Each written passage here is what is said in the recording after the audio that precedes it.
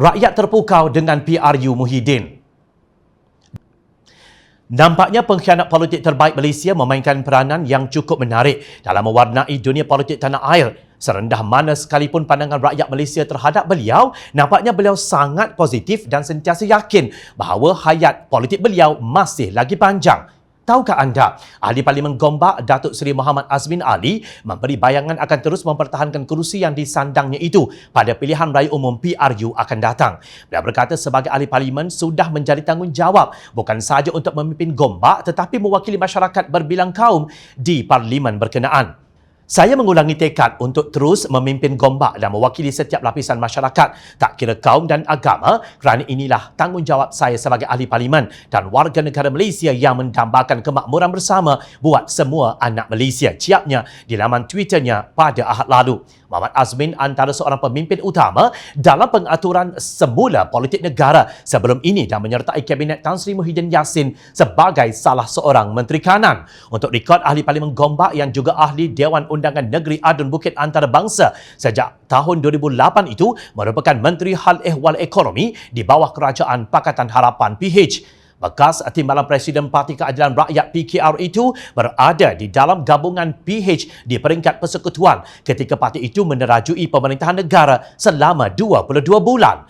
Selepas PH tumbang, Muhammad Azmin mengetuai sekumpulan 11 ahli parlimen PKR menyertai Parti Pribumi Bersatu Malaysia Bersatu yang diterajui Muhyiddin yang juga Perdana Menteri baharu selepas kejatuhan PH. Sementara itu, Pakatan Harapan PH kekal dengan pendirian tidak mahu pilihan raya umum ke-15 diadakan. Sebaliknya, mahu mandat rakyat dikembalikan kepada mereka. Dalam satu kenyataan bersama Majlis Setiausaha PH Jumaat lalu, mereka mempertikaikan kenyataan Perdana Menteri Tan Sri Muhyiddin Yassin yang sering membangkitkan isu yang berkaitan pilihan raya. Amat jelas, rakyat Malaysia tidak inginkan pilihan raya pada waktu ini, tetapi mahu kestabilan politik untuk menyelesaikan isu pandemik dan ekonomi. Maka PH kekal dengan pendirian bahawa pilihan raya tidak diperlukan memandangkan mandat yang diberikan rakyat pada PRU 14 masih sah sehingga tahun 2023. Yang diperlukan adalah pengembalian mandat tersebut kepada pihak yang sepatutnya pada kadar segera, kata kenyataan bersama itu.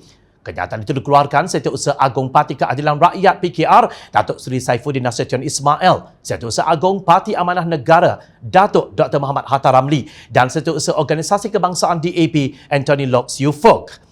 UMNO mengambil keputusan meminta pilihan raya umum ke-15 disegerakan agar mandat rakyat dapat dikembalikan bagi memilih kerajaan yang lebih stabil berbanding kerajaan sedia ada.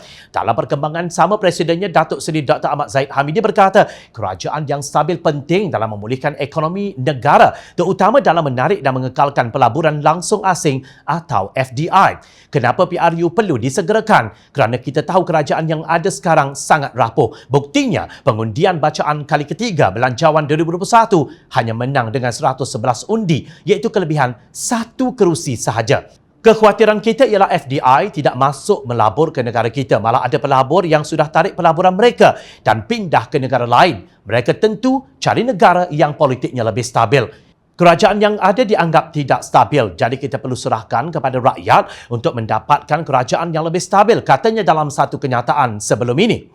Ahmad Zahid yang juga ahli parlimen Bagan Datuk mengakui kebimbangan ramai pihak mengenai risiko jangkitan COVID-19.